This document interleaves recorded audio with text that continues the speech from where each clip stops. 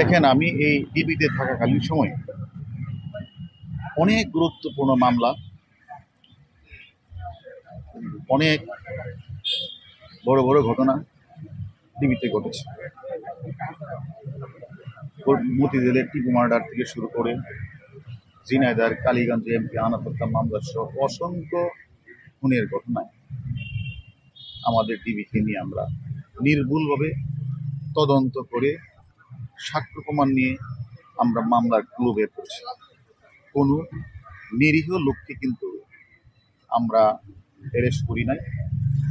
আর প্রভাবশালী ব্যক্তি যত বড়ই হোক না কেন, সে যদি ঘটনার সাথে জড়িত হয় তাকে আমরা কিন্তু বাদ দেই নাই।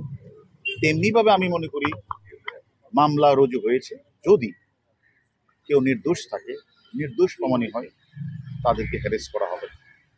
এবং যারা ঘটনার সাথে প্রকৃতভাবে জড়িত, যারা বিভিন্ন জায়গাগুলিতে আগুন লাগিয়েছে, স্বপ্নের মেট্রো রেলে ভাঙচুর আগুন লাগিয়েছে, রাষ্ট্রীয় বেসরকারি থানাগুলিতে আগুন লাগিয়েছে, আমাদের পুলিশ সদস্যকে জ্বলিয়ে হত্যা করেছে, এই সকল ঘটনার সাথে যারা জড়িত তাদের কাউকে ছাড়তে হবে।